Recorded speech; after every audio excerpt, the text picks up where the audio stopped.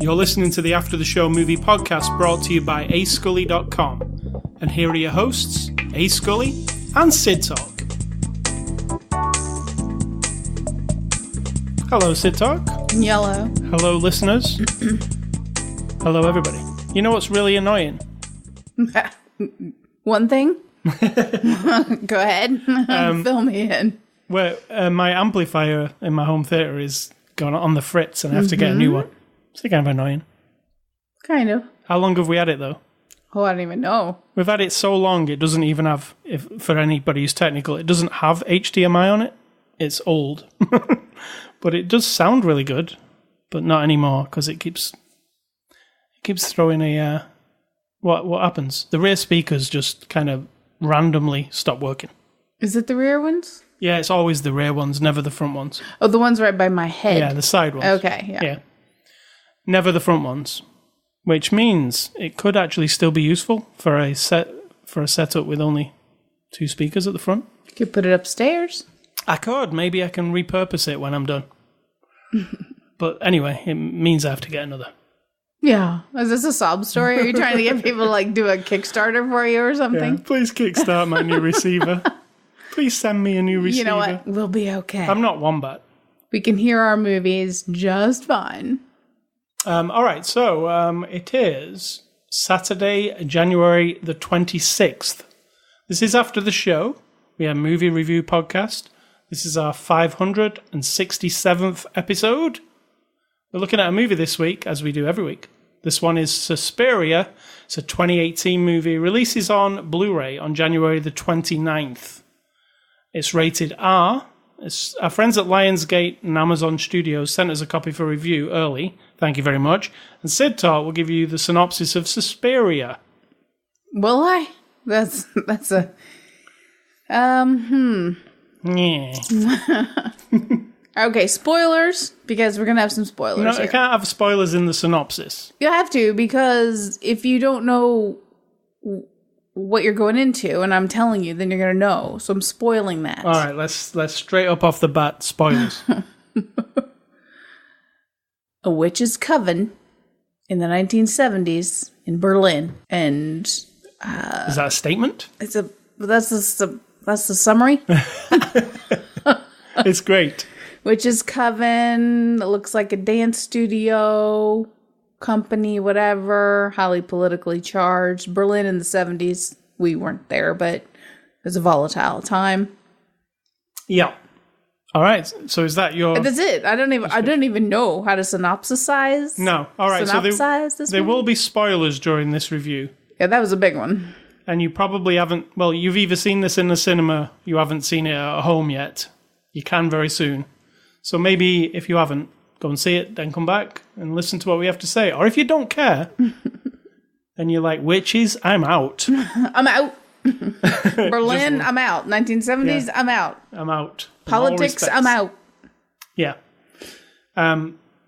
So. But that doesn't even do it justice. It's like it doesn't even make sense to say any synopsis for this movie. It's like the movie we'd mentioned was Mother with the exclamation point. Also.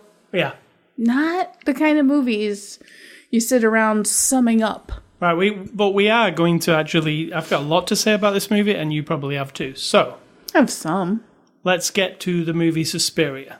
This is they're calling it, even Amazon say on the box, a remake of the 1977 Dario Argento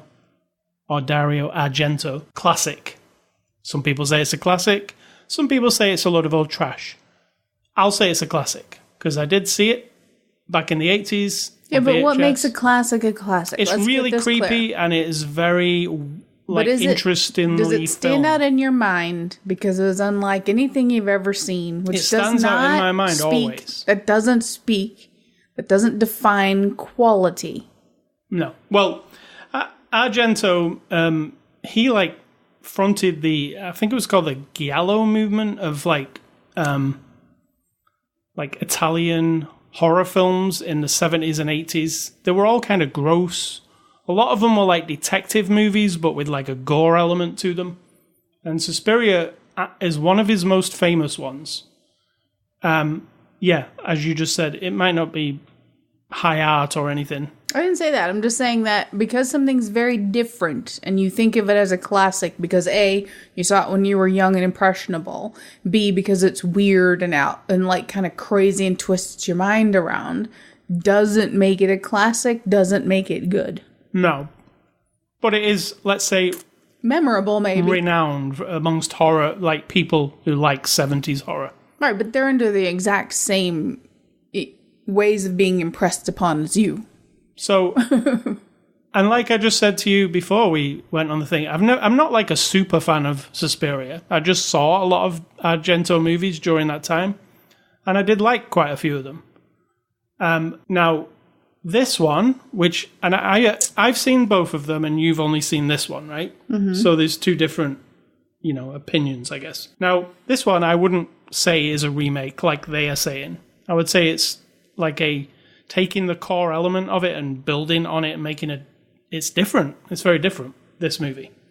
But the core element of that original movie is in it. It's just not told the same way. So, like I say, I'm not like a major fanboy of that original film, but I do see there was something about it because I still remember it. Now this one, and I love Mother, right? Mm-hmm. It was I really liked that movie that year. This one, in the vein of Mother, it's got that oddness to it where you're watching it and you're like, I don't know what's going to happen minute to minute here. It's kind of off. Something feels off. Feels kind of, You mean off as in disorienting or off as in bad? Off as in like rotten disorientate. Yeah, not bad. Like It's bad. Like it's a terrible movie. No, more like, yeah, this is interesting because I'm not quite sure, even though me, who's already seen the original, knows kind of the heart of the movie and what is going to come of that, which kind of happens in this movie, is a bit different. So I'm kind of waiting for that stuff, but there's a lot of other story in here which I didn't really like. And I said that to you earlier, right? Mm-hmm. There's another story in here. Well, I mean, to you there is. So what you're doing constantly here is comparing to the original, which I don't have. So everything you're saying is like, yeah, but the original didn't have this, and the original didn't do this. Well, that's not really... I'm not slagging this movie off because it did something different. I'm not saying, you're just saying that, well, this one doesn't have that. Yeah. Well, so what? Well, I'm saying... This is this, and that's that. No, this is this, that, and that. Let's not compare it, and let me say that in this movie, there's a whole story about this old guy who's actually played by Tilda Swinton, and it's kind of off. It puts me off. Do you like her playing an old guy? Didn't bother me at all. To me, it's like I can't. It's like a trick. You seem to have brought lots of biases to this movie. No, I'm just telling you what you got the original you don't like. You don't like Swinton as a man. I mean, these things are the original. I do like. No, you're comparing it to the original. Sorry, and you don't like it in comparison to the original. Necessarily. No, even seeing it as a different thing. I found that story with Tilda Swinton being this old guy. Yeah, but if you didn't have the original in your mind... No, let's not... I've just said I'll wipe the original out. No, you're not, though. I'm asking. No, but I will, though. Right, but so what I'm saying is... But you didn't while you were watching the movie? I found it terribly boring, that story. I found it, slow moving. Yeah, but if you'd never seen the original... I think I'd still feel the same. I disagree. I feel like this movie is 2 hours and 30 minutes. I said to you, I don't think I like long movies. I don't care if a movie's long, but this movie felt like it needed to be edited or something. It just felt too long for me. You disagree? Disagree? Yeah, I felt that there's there's the witches part of this movie, and then there's this other part of the movie, and I don't actually 100% see why they need each other, if I was to remove that Tilda Swinton old man story and you were only left with the ballet place dancey story, it wouldn't matter, right? I disagree. So I don't see it the way you did, so I disagree. You could write it, you could just do a few edits and cuts and it would make sense the other way as well. And you would have removed a lot of the But movie. a lot of movies would work that way. So I'm not sure how applicable I don't know, that it just is. kind of stood out in this movie. It felt like there's this political kind of story, message, and then there's this horror story over here. And Yeah, and they don't feel like they gel the horror together. story is a reflection of the ideology thing about the politics. So I think they go together quite well. Right, and while watching it, I kept feeling this jarring, this is a thing, I'm watching two things. And I just kept feeling it. Don't know if that was to do with the editing, or just the script in general, the way it is. But there was times where I was like, can we get off this thing and back to the witches thing? Because I'm interested in that part. Now, that's just my criticism of it. Let you say from what you think, why it kind of worked for you. Well, I mean, I don't know why it worked, but it made sense when they are explaining in sort of a bizarre way. I mean, you have to, this movie doesn't give you anything. You have to pull it all out. Like, you're pulling teeth. You have to figure it out for yourself, so it could be incorrect. But the time that it's set in, 1970s, we mention a lot about World War II, about people being taken to, concentration camps, and the politics of that, and the personal responsibility of, and I'm just going to put it out there, this movie is heavily weighting it on men being at fault. Again, it's not overt.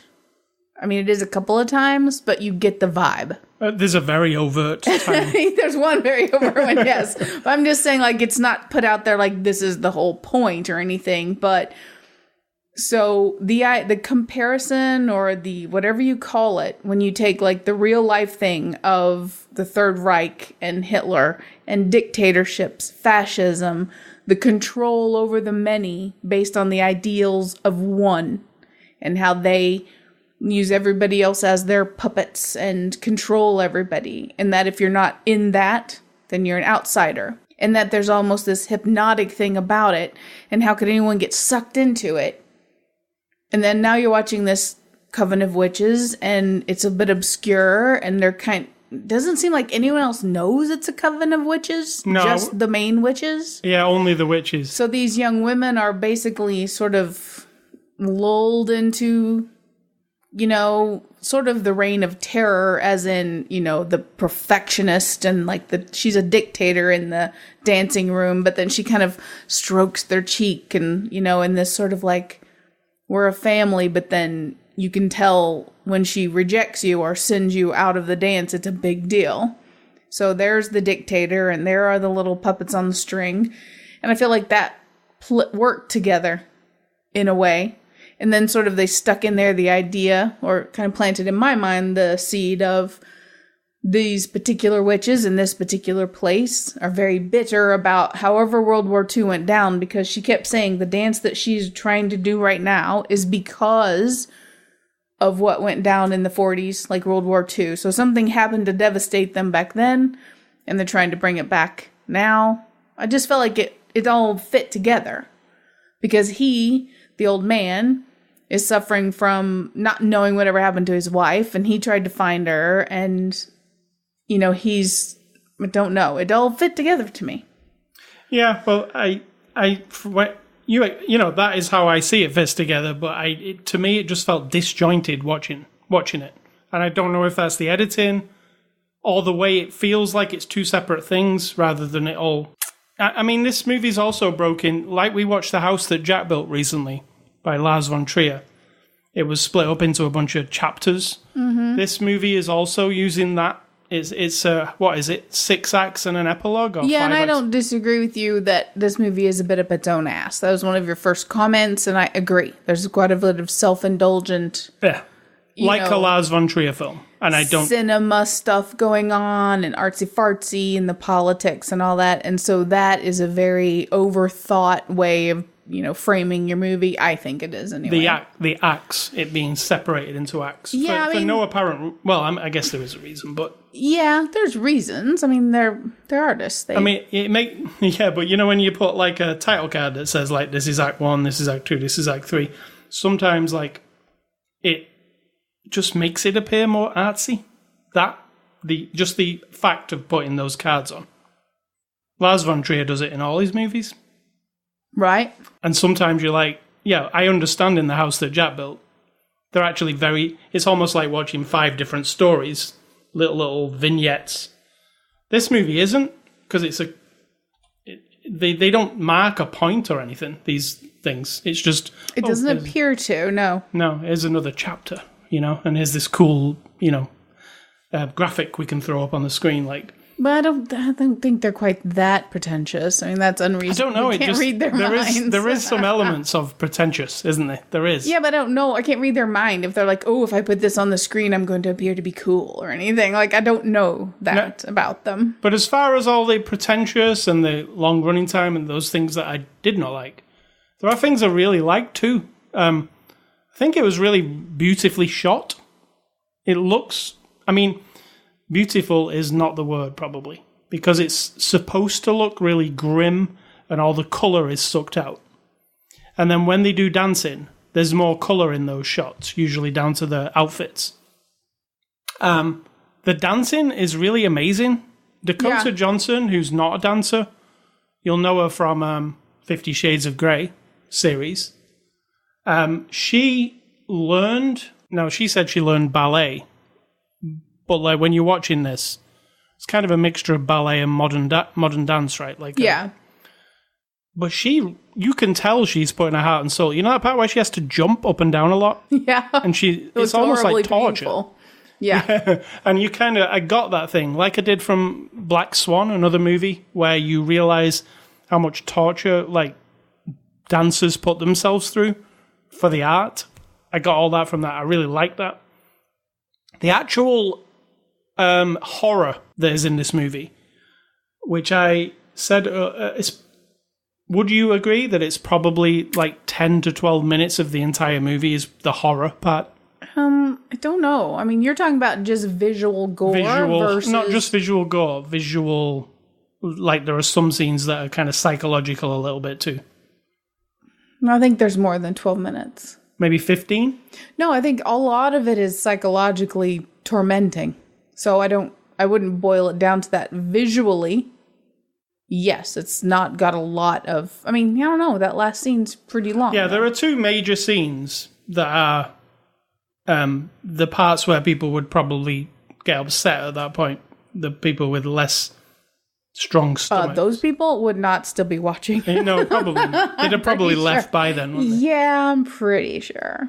But these parts, you're going to, if you're not already upset in this theatre watching this, because you're like, oh, this isn't the kind of movie I came to see. And then it starts going into the first one, which is like this really cool idea, I think. There's some witches over here, and there's let's say a new witch doing a really cool dance.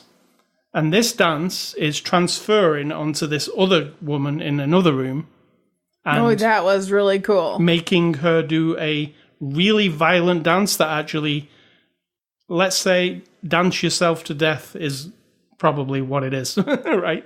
Mm. She literally dances herself to death. I didn't feel like she was dancing. I felt like it was like a fight scene, so puppet, that the one person is throwing the punches and the other person's reacting. But she's doing dance moves. Yeah, but she's reacting to the other person shoving, kicking, twisting, like that. And that's what's contorting her so badly. And that was a really cool idea, and it's really gruesome. There's some really vile, like, body horror stuff on that, right? No, definitely. Like the jaw thing, and it's kind of gross to look at. It's really pretty over there here, where they keep showing you Dakota Johnson doing the dance. And then over here, it's, like, vile. Like, it's, there's vomit, there's pee. It's just gross. Like, it's really gross. I love that. I thought it was really visually interesting, the way it cut between them. And then there's another scene towards the end, well, pretty much the end, which is pretty glorious, I think. Don't you think? Which one? The other big scene. Let's call it the crimson scene, because it's very red. It is very crimson. Yeah. And it is interesting. I didn't expect it to end up like that kind of crazy and gross. Yeah, very out there. Yeah, really out there, and odd camera work at that point, like slow motion and weird kind of stuttery camera work. It was just interesting. It wasn't like the rest of the movie. It just kind of went to this, whoa, this is weird. Do you agree with me? There was actually some bad makeup effects in that end part? Yes, absolutely. That kind of just looked silly, like, and it was like, oh. Absolutely. Yeah. I was like, what? Like, what happens with that is there's this old witch. She's, she's got a lot of prosthetics on her body to make her look like It this. looked like from Peter Jackson's first movie. It did. It did, and it removes a lot of the horror, doesn't it? Like, Absolutely. immediately. You're more like, what You're more the like, heck? That's a bit cheap looking. You know what? I'll compare that to another film called Tusk. Yeah. Because once it gets revealed, the Tusk thing, and you see how shitty it looks, the horror's removed. You're just like, why couldn't they spend some more money on that? Yeah, it removed the horror. I thought that Tusk was actually quite an effective horror movie up until the part that they revealed the Tusk. But yeah, there was some really trashy looking, crappy. But then again, there was also some cool stuff, like the. I won't give it, but it's a huge spoiler about this. yeah. There was some stuff that looked really good towards the end, but I was like, oh, look at that really bad. What about Tilda Swinton as an old man makeup? Did you like that makeup? Yeah. I did too. There was times where you can't really tell it's her. Correct. And I said to you, the only time that, I knew it was her, but I said to you, it's hard for a woman to fully do a man's walk. So when she was walking as this little old man, I could see woman walk. And I just think it's really hard to disguise that because we're so tuned into like, oh, there's True. a man walking, there's a woman walking. We just can see it all the time. So that was the only thing that threw me off with her. But there was parts where I was like, damn, that old man makeup. It's really good. So as a whole, there are parts I like, parts I don't like in all films. Is there anything you just like everything? No. Well, yeah, probably like True Romance and Midnight Run, Wizard of Oz. Can you call? my you classics. can probably still call to one thing in even those, right? Where you're like, oh, I don't No, really. not in those. No. No. I would say probably for me in Magnolia, I would say True Romance. I would definitely say is a perfect movie. There you go. I would also say this will be controversial. Is? This would be controversial, wouldn't it? Okay. Top Gun is a perfect movie. Well, that's a gun. I can watch Top Gun, right? And there isn't a scene, right, where I go, oh, I wish this scene was over. I can't wait to get to the next. No, I like all of it. So that's just me, right? But yeah. well, it probably isn't just me. No, I'm sure that you're not the only one who loves the Top Gun. But this movie it's definitely divisive because It's divisive as in somebody on that couch watching that movie is going to say, what the fuck is this? And I'm turning it off. yeah, And then the other person's like, no, I want to see what happens. And then that's it. They're done. It's off. for your mainstream moviegoer, there's a lot like fighting against them in this movie. The first thing would be, maybe the trailer has advertised it as like this cool horror movie. I'm sure it did. I bet the trailer made it not seem like what it is, like they do. Sure.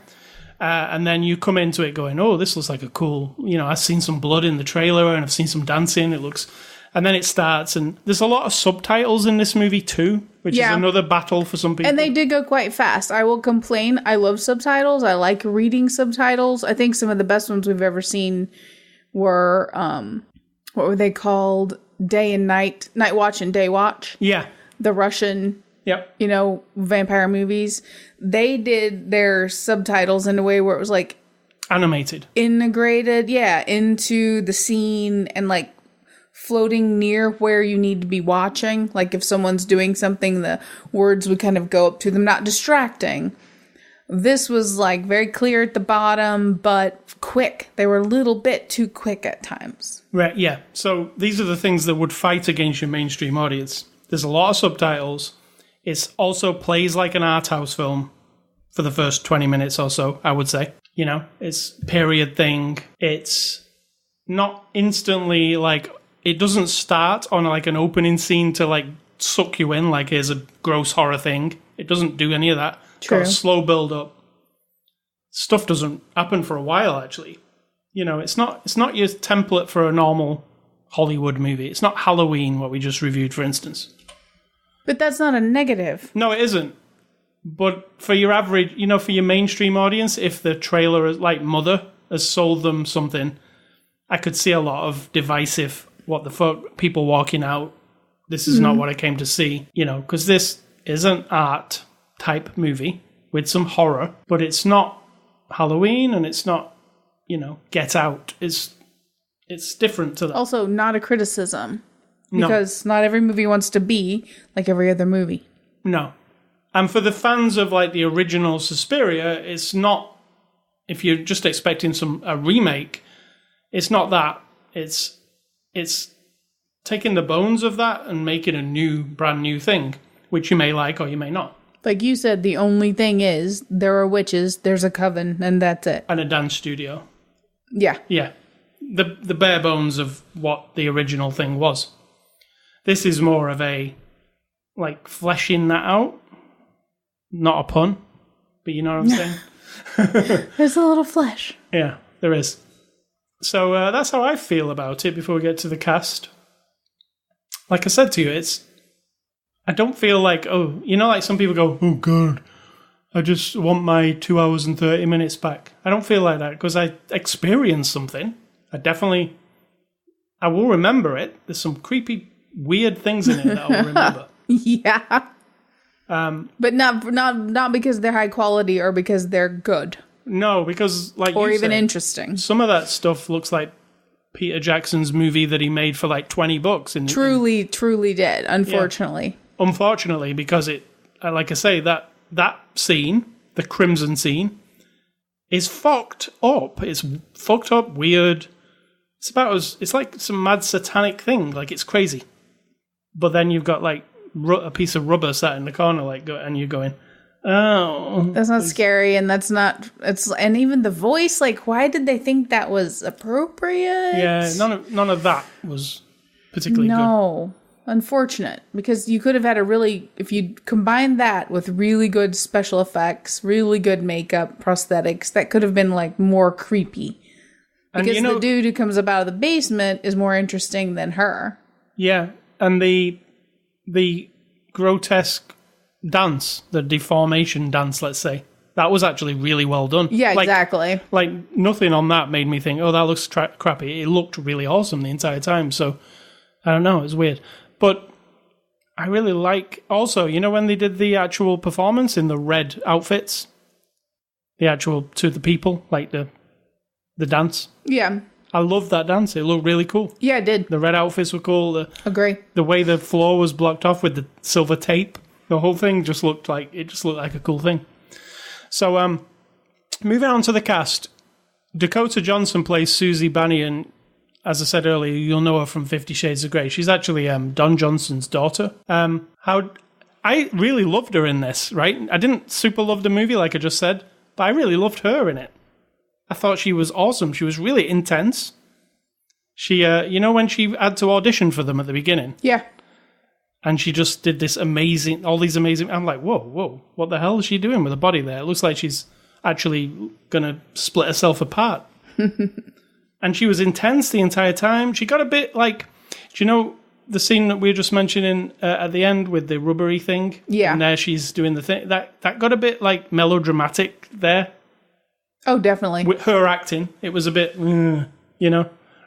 But I think to what the first 2/3 of the movie where she was being introduced to these people and she was trying to impress them and fit in, she really impressed me. What do you think of her? Yeah, she was really good, and I wasn't sure if she knew what was going on all the time, or she was sort of like coming into it, or if she knew it already from the start, because Swindon tries to kind of like groom her and everything, and she looks at her and sometimes says things to her like, sometimes I only need to be told twice, or she touches her real gently, Dakota, and says to her like, I understand. Yeah, like exactly. You don't need to keep convincing me. So I'm like, I wasn't sure if she was always aware of what she was or not, so I like that. It could be either way, right, as well, because we said there are some, if you're trying to like understand this movie fully, it's kind of difficult. There's a lot of things unexplained. You think? And there's a lot of, like you just said, Dakota could actually know all along that what she's coming here for. Yeah. Or she could be completely oblivious, but there's no definitive answer to that. Correct. So, but I like things like that, but there's a lot of things where you go, huh? Towards the end, where they're trying to explain everything. It feels like there's a load of explaining going on towards the end, but not all of it makes full sense. You're kind of like, that person is another person and another person? It's a bit confusing. What? So Tilda Swinton, you'll all know. She plays Swinton. Okay, I thought it was Swindon. Swinton. She plays Madame Blanc. She also plays Dr. Joseph Klemperer and Helena Marcos. Which is what doesn't make sense. It doesn't 100% make sense. It makes sense that she plays Madame Blanc and Dr. Joseph Klemperer. Yeah, that's fine. But they refer to her as Blanc and Marcos, but then Blanc and Marcos get votes to be who's in charge, and if she's all that, it didn't make any sense. No. So she plays three things, but now, you know when Tilda's being Madame Blanc and she's training the dancers? Mm-hmm. She's fucking on fire. She is. Yeah. Super intimidating. And I was just like, whoa, like leaning back thinking, she's unapproachable. Yeah, you know what I mean? Like I was convinced. Like she's kind of terrifying, but then she's motherly, and then she's cruel, and then she's kind. True. She's everything at once. When she was pulling those curtains, it's raining that day. Oh my God, that was for such a simple thing. It seemed really intimidating. Like she's literally just pulling some curtains closed. Yeah. And I was like, oh. You're like, she's shutting you off from the rest of the world. And shit is going down today. Yes. So this isn't good, girls. Don't let her do it. No, I think she was awesome as Madame Blanc. Dr. Joseph Klemperer, it was a bit too much of a... it was a bit fiddly for me. Like, it was like, oh, I know it's her in an old man makeup. Mm. It's kind of bugging me a lot. And the Helena Marcos, I don't think I still get it properly. Was when she was all the same person? Yeah. Or was she not? And I'm just wasn't watching it right? Yeah. Somebody explain that part. Please do. I didn't get it. I want to understand, but I'm like, I don't get why you think she's two different people. Yeah, because you're not mental. But then but here's this. There was one scene where some people were going up the stairs. It's like an old grandiose Art Deco building that's sort of run down from the outside. Apparently, you would assume from the war, and it's all disheveled from the outside. So inside, it's just they're taking over this building as their school or whatever. So as they're all going up, including Madame Blanc with the long hair, Tilda Swinton walks past going up the other way, but with super short hair. But it's never even addressed, nothing. She just walks past. I think it was her. Yeah, it looked totally like it. I thought that too. And I was like, is this just like... we know at this point? No, they're probably witches. Is this just a weird trick they're doing? Exactly. Or is she invisible to them? Like, that's why I was like, whoa. Yeah. I like that kind of stuff, though. But none of it kind of hits you properly, does it? And when they actually try and explain it at the end, you're like, hold on a second. What? And then you watch the extras and you're like, what? That doesn't even make any sense. Oh, yeah, the extras actually tell you a thing where you're like, oh, so you're actually clarifying it. But not well. No. Chloe Grace Moretz, who you'll know as Hit Girl. She was Hit Girl. She plays Patricia. What do you think of Chloe? What do you think? You're the kick-ass guy. I thought, that opening scene where she was talking to old man Swinton. Mm-hmm. I thought she was terrible. She was a bit on the dramatic side, as you would say. I thought, this was my thought. Oh, we're going for this kind of super melodramatic thing. Mm. And then another scene, the next scene happened, and I was like, oh, these people are not doing it. No, not doing that. So, okay, it's not that. It's just her. Not like overacting. Yeah, there was a bit. Yeah. I mean, she was... she was talking to the psychiatrist. And she was being traumatized, so... She'd been traumatized, but still, it came across as a bit actor going... Yeah. Trying to show off. And she's in she's not in the movie a lot. No. So what did you think of her?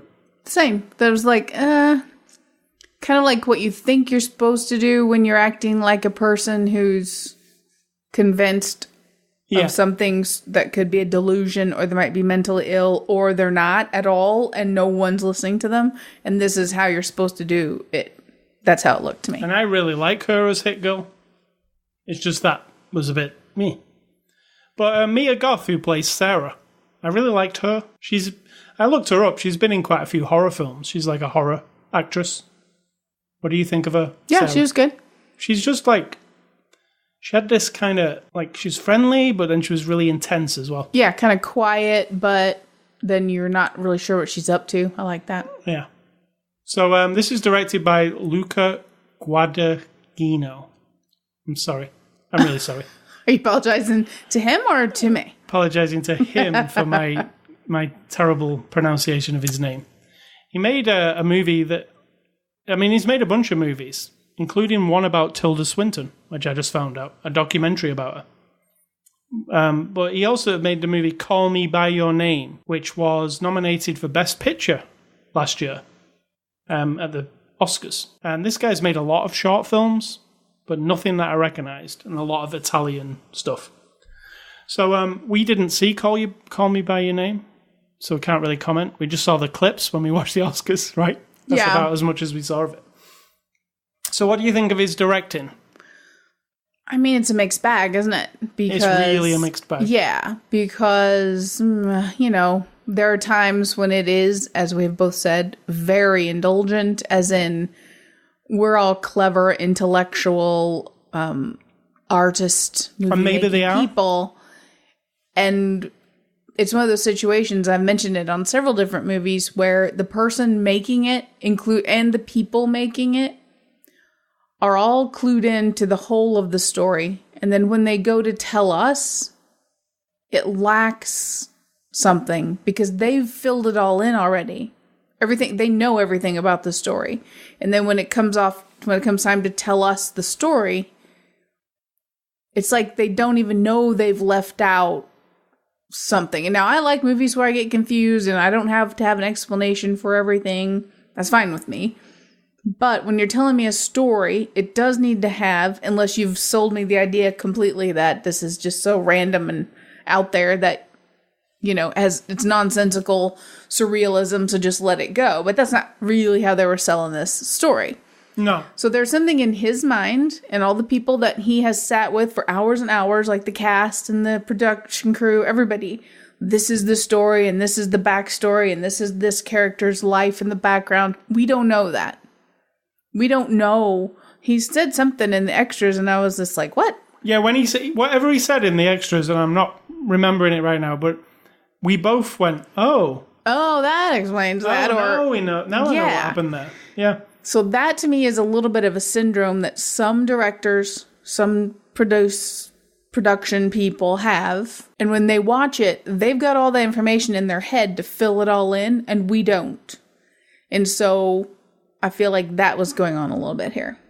Yeah. I don't know what information it was or anything like that. I'm just saying that's kind of how I felt a lot of the time, was like somebody else knows the significance of whatever, or, who this character represents, or the allegory that they're trying to get across, all that shit that I don't know, and it's never explained.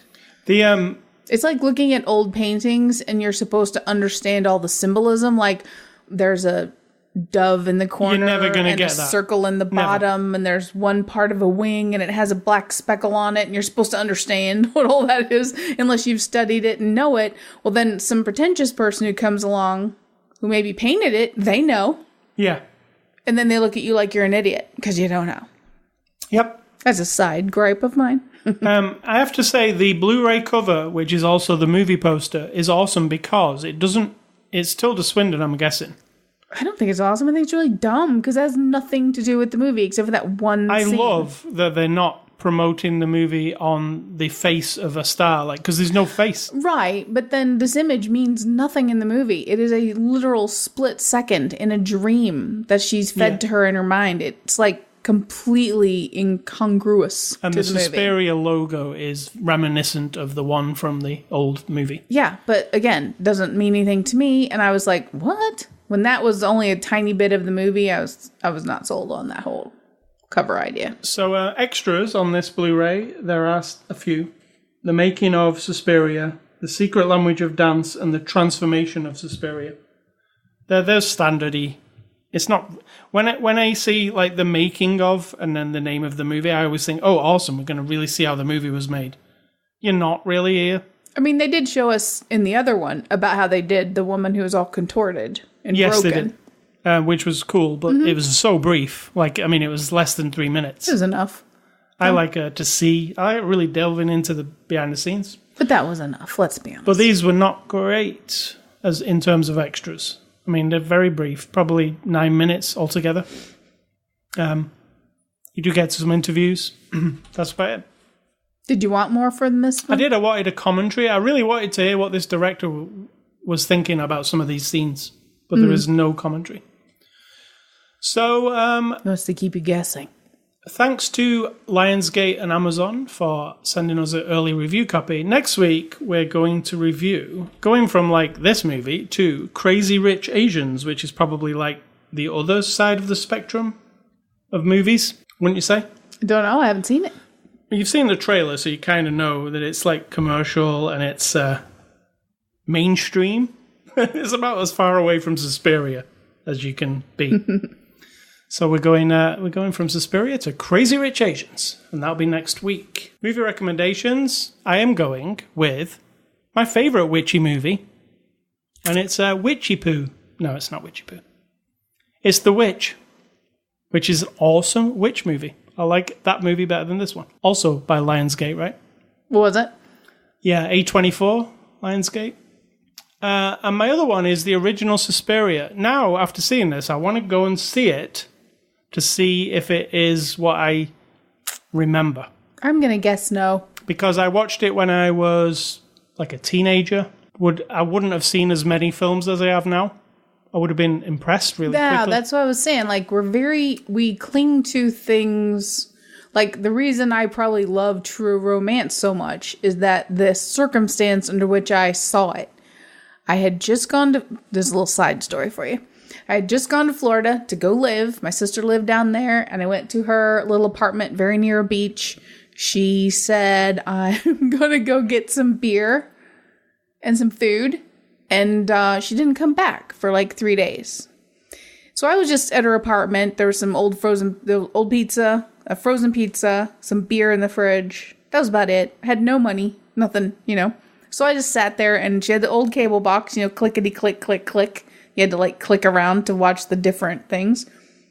I'm watching HBO, just sitting there endless hours, and then on came True Romance. And in that sort of surreal where I could step outside and see palm trees, and there's a beach I could hear, and I'm sort of on my own. I was only 23, 24 years old. And then I sat and watched this movie, and it had this sort of like wacky, crazy, I don't even know how to describe it, but that made a huge impression on me. So then during the course of those 3 days, of course, it's HBO. They played it over and over. I kept watching it over and over every time it came on. So that's one of the reasons I love it. Not necessarily because it's great. I don't know if it's great because I don't have a perspective on it anymore. I'm sort of like wallow in that moment. And now when I watch it, it just brings up that same like, wow, this is fucking awesome movie. I love this. It's, the fight scene and the romance and Here's my True Romance story, right? It came out and I was heavily into Tarantino. Anything that Tarantino touches or smells. I had never heard of Quentin Tarantino at that time. Yeah, well, I just wanted to see everything. And it was on at this little tiny... It didn't come out mainstream in the theatres. It came in art theatres. And there's an art theatre in the middle of Manchester, and nobody would go with me. Like, they were all like, go to an art theatre.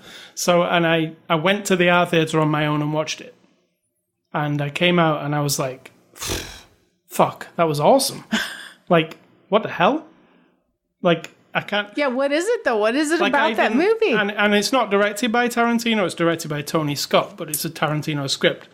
And it feels like a Tarantino movie a lot. And I came out, I was like, holy shit, that was awesome.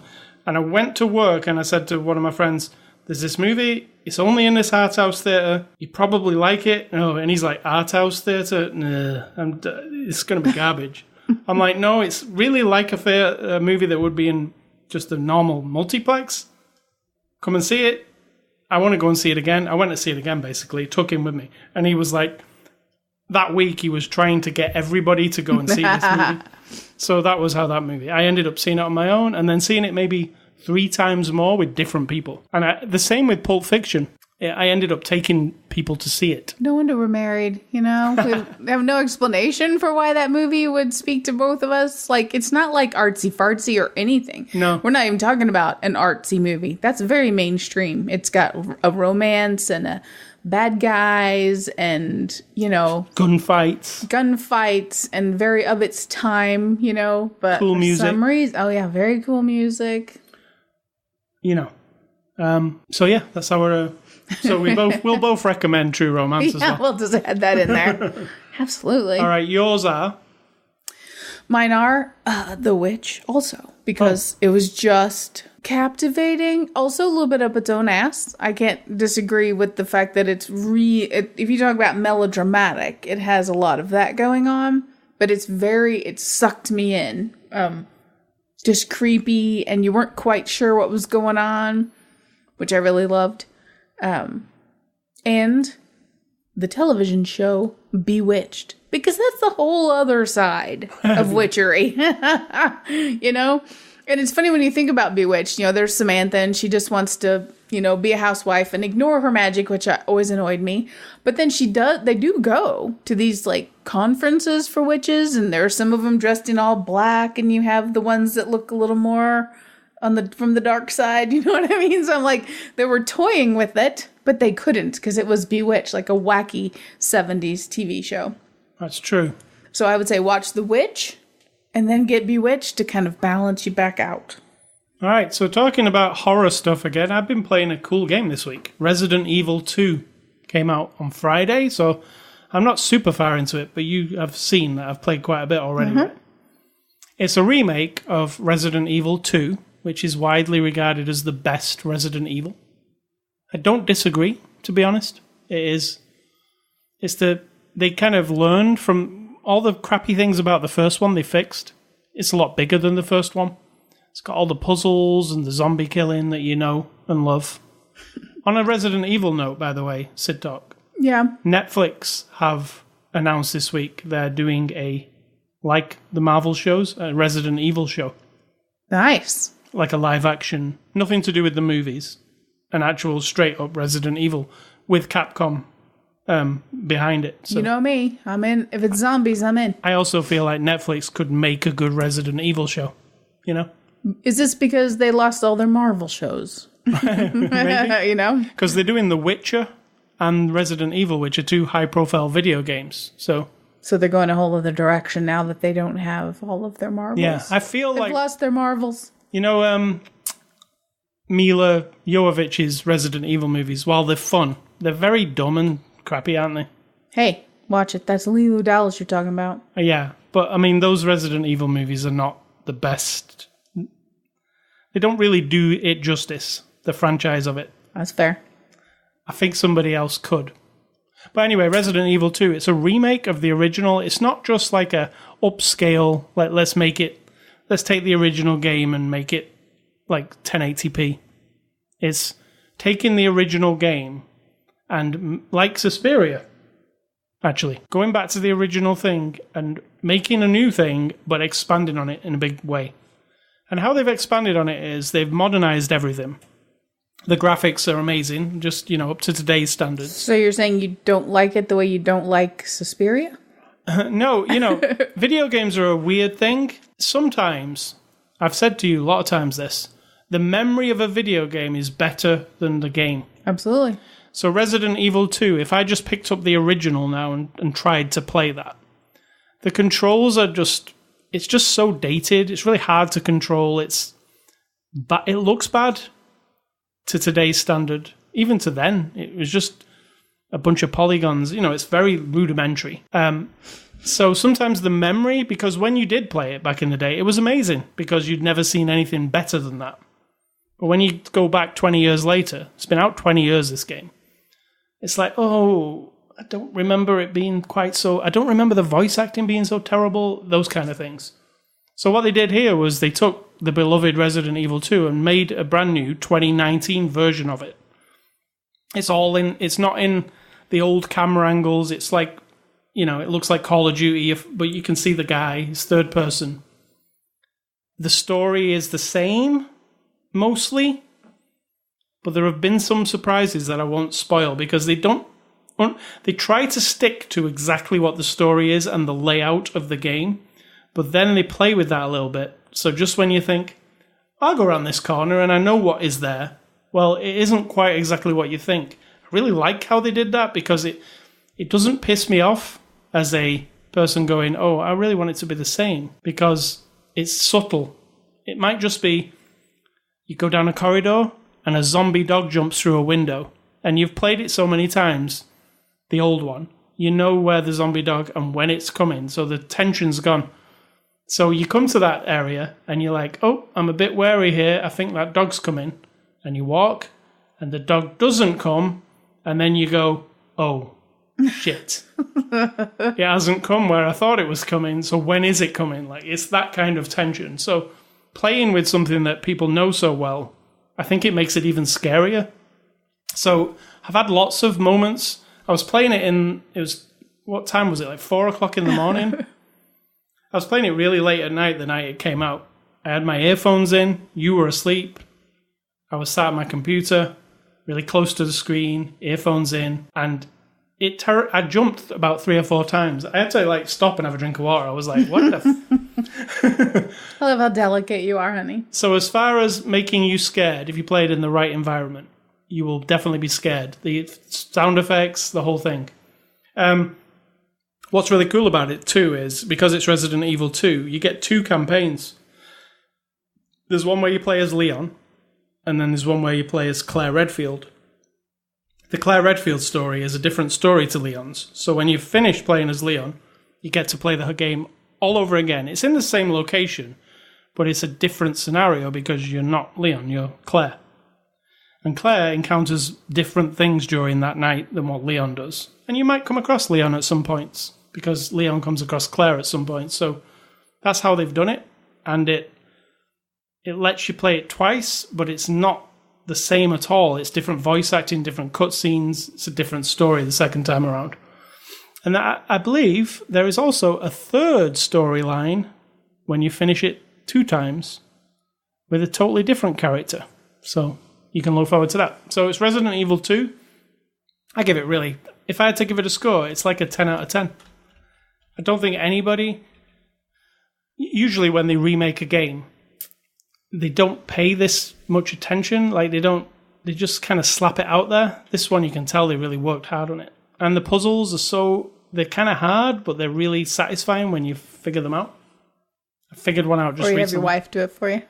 And one of the things in the game that is really the same as the old one is you very rarely have any or bullets. You've got a gun and you can pick some bullets up, and you might have 6, and then 3 zombies come and you use your 6 to kill the 3 zombies, and then the next corner you go around, you've got nothing. So you're like, it's a lot of, well, I can walk around that corner and there'll be some zombies, and how am I supposed to deal with it? Because you can't melee kill them, because you can't, unless you've got a knife. And sometimes you might not have a knife. So sometimes it's just scary because you can't really deal with things. So that's Resident Evil 2. I've also been playing the Grand Tour game on the PS4. Guess what? There are 2 new episodes, Sid Talk, that I have not played yet. Nice. Because they released 2 this week because it was a 2-hour special on the show. So you can play both hours. I will be playing that. And the other game I've been playing is Fallout 76. And what I would tell you about Fallout 76 is it is a pile of old shite. Do not buy.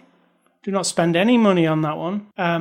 While I have enjoyed some of the Fallout games in a way, this one is an online Fallout game. They do a lot of things wrong. Firstly, you come out of the vault into the, America's been nuked. You come out of the vault. What they decided in this game, because it's you and other players, is there won't be any characters in the game at all. Like, there'll be nobody in the world. Everybody's dead. All there'll be is things you can find, like notes people wrote, audio recordings people did. It makes the whole thing feel like completely dead, like there's nothing to do. It's like, why can't I just meet a person? Yeah. Like an NPC who talks to me for a bit instead of just reading a piece of paper every time I come. Missions basically revolve around this.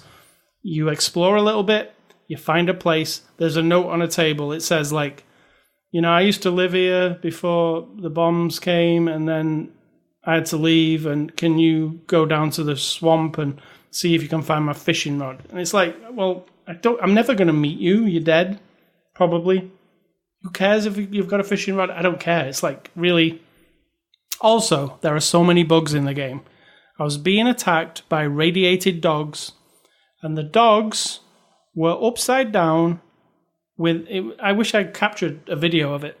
The dogs were upside down because they didn't spawn properly. They were coming towards me. There was no animation either, so imagine just a static dog with its legs in the air, but it's coming towards you with no animation, like floating. That happened to me, like in the first hour. There was a part where I got to this base and it was full of guys to shoot. None of the guys, the animation hadn't triggered. They were just all stood still. So I just went around and bashed them all on the head. There's a lot of that, which it's like a $60 game, I think. I don't think I think they should test games before they put them out. I've never seen... You think they should? No one's ever thought of that, you reckon? Well, I've never seen a game from a AAA publisher like Bethesda in such a bad state. This isn't it feels like it's some kind of alpha, like you're just testing it for them. It's so bad. I mean, it just put me off. Like, I was like, what the hell? The animations are not working. There was a part where I played, like, for about half an hour. I did a load of stuff, collected a load of stuff. I pressed save. It saved. I quit. I came in later.